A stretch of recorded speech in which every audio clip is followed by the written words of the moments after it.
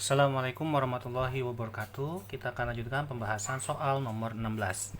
Titik T 8,2 dan titik S 2,0 didilatasikan terhadap pusat C 4,1 dengan faktor skala K sama dengan min 1. Berdasarkan proses dilatasi tersebut, tentukan pernyataan berikut yang benar. Jawaban benar lebih dari 1. Oke, ingat kalau skala dilatasi, kalau ada titik A, X, Y, dilatasi dengan faktor skala K ya, dengan pusat A, B, itu maka A bayangannya adalah K kali X nya lalu ditambah A kali 1 dikurangi K, lalu yang Y nya K kali Y nya ditambah B kali 1 kurangi K, kayak gitu ya rumusnya ya. Oke, kita lihat soal yang bagian pernyataan pertama.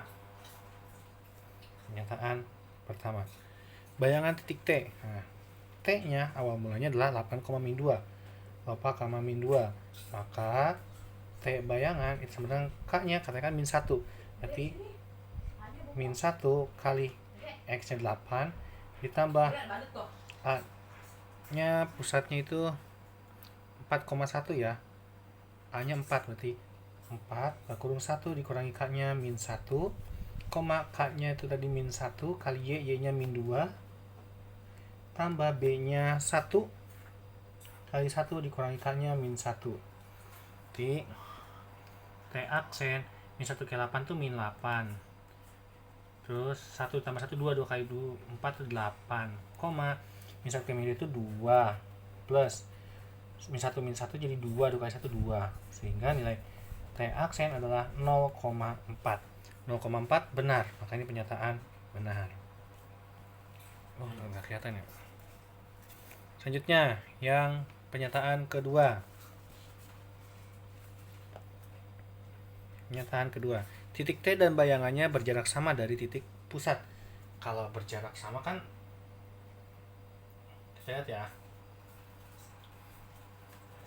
Karena posisinya titik T itu kan titik T 8,2, sedangkan titik T aksen itu adalah 0,4. Sedangkan titik pusat dari titik pusat itu kan 0,0 ya. Banyak jarak sama dari titik pusat tuh. Titik pusatnya terhadap titik pusat apa? Titik pusat dilatasi atau titik pusat lingkaran gitu ya. Kalau titik pusat dilatasi, nah, kalau titik pusat dilatasi itu 4,1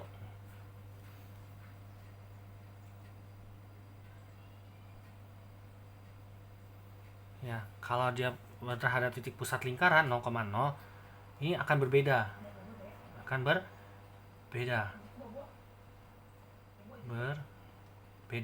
Tapi kalau terhadap titik pusat dilatasi, titik pusat 4,1 atau titik pusat dilatasi, ini akan sama. Akan ini pernyataan benar. Kenapa? Karena min 1 itu kebalikan. Min 1 itu berkebalikan, lebih kecil. Jaraknya akan sama. Gitu ya. Yang ketiga, bayangan titik T berada di antara titik pusat dan titik awal. Nah, kalau yang ketiga berarti kan gini posisinya. Misal titik pusatnya di sini. Titik pusat ini kita bahasnya titik pusat dilatasi ya. Titik pusat dilatasi 4,1. X-nya 4, Y-nya 1. Gitu ya. Nah, X, Y 4,1. Ini pusat dilatasi. Terus titik T-nya 8,2. 8,2 di bawah. Min 2 berarti di sini. Sehingga titik bayangannya ada di 0,4. 0,4 X-nya 0, Y-nya 4. Di sini di atas. Nah, ini nggak diantara, berarti pernyataan yang salah. Gitu ya. Nah, dia bukan diantara, malah menjauhi titik pusat. Jarak ini ke sini dan ini sama sesuai dengan pernyataan nomor 2, gitu ya. Lanjut pernyataan ke-4. Bayangan titik S berada di antara titik pusat dan titik awal. Titik T aja enggak, apalagi titik S. Pasti dia akan lebih jauh. Ini pun pasti pernyataan yang salah. Kenapa? Jadi kalau titik pusatnya tadi kita dapat sini 4,1, lalu titik S-nya ada di 2,0, X-nya 2,0 berarti di sini, maka titik bayangannya nanti akan ada di sini. Nah, di sini. Ya, akan ada di sini. Bagaimana tahunya? Pasti menjauh, kita cek aja. Kita lihat ya. S aksen berarti sama dengan, langsung aja ya, KX min 1 kali S-nya itu 2, X-nya 2, ditambah A-nya 4, kali 1 dikurangi min 1, koma, lalu KY, berarti min 1 kali Y, Y-nya itu 0, ditambah Y-nya 1, B-nya 1, 1 dikurangi min 1. Oke, ini S aksen sama dengan min 2 ditambah 8,0 ditambah 2. Oke, S aksen itu adalah 6,2. X-nya 6, X-nya 6, Y-nya 2. Tuh, kan? 6, 2. Pasti ada di sini. Ini S aksen, ini pusatnya.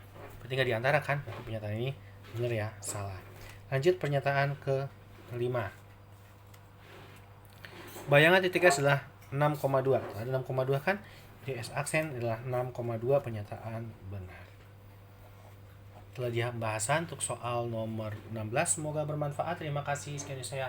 Assalamualaikum warahmatullahi wabarakatuh.